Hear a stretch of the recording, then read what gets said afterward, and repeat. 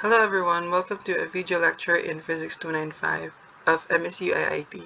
I am Deve Delicana, an MS Physics student.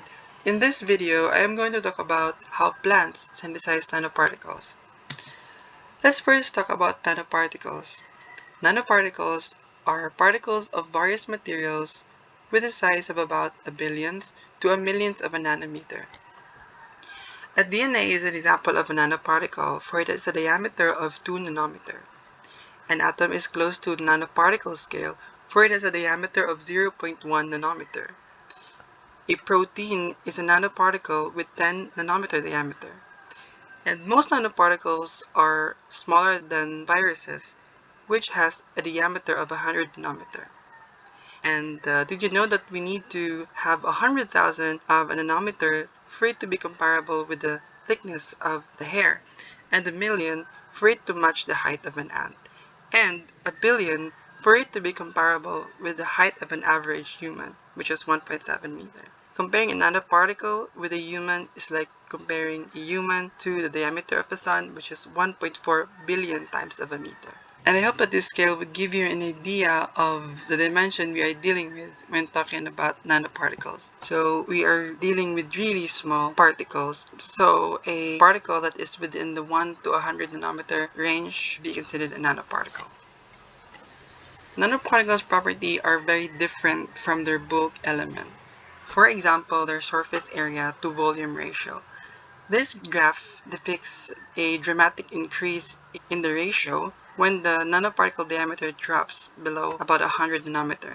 This tells us that nanoparticles are almost all surface, and this is very important in applications like catalysis, for there's a general increase in the area for active interaction. For now, nanoparticles have applications in medicine like targeting and drug and gene delivery, for they can be tuned to target specific cells or tissues in the body. Of course, they are used in catalysis. They're localized surface plasmon, especially for metal nanoparticles. An optical response that would give nanoparticles different color depends on the environment is very useful for sensing and imaging applications. And they're also used for environmental applications, like they compose some of our solar cells for clean energy, and they also help in the water purification.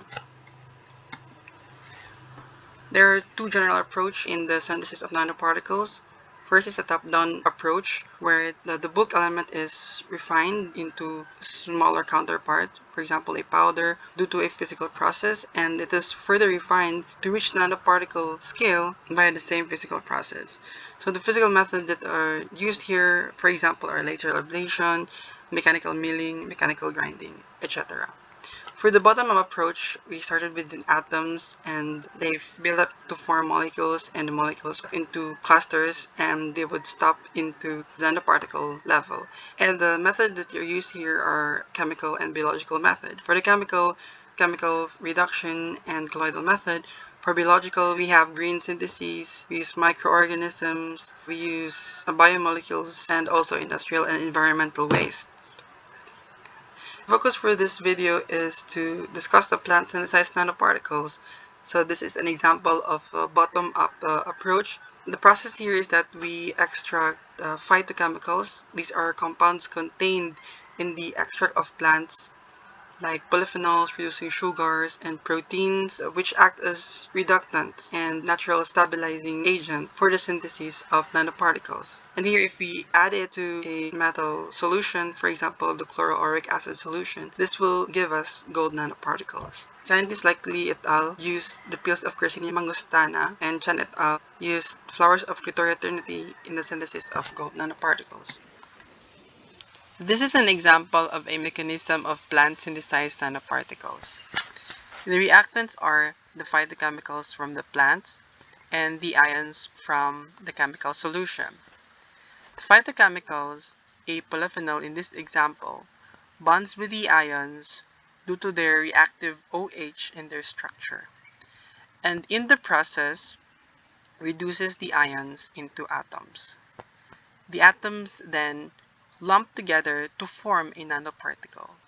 When this happens, The phytochemicals form a steric layer on the surface of a nanoparticle to stop the aggregation or the further increase in size, and thereby forming a stabilized nanoparticle. And this is a simple scheme of formation of nanoparticle using plants. And a simple indication for a successful synthesis of nanoparticle is a change of color in the solution, especially for metal nanoparticles. Specific example here is for gold nanoparticles, where it started with the yellow colored solution. When this was turned into nanoparticles, we have a red colloidal solution. And so that ends the part 1 of this video. We talk about nanoparticles, an overview of the synthesis of nanoparticles, and a general scheme in the green synthesis of nanoparticles. And for part 2, we are going to talk about the mechanism of plant synthesized nanoparticles.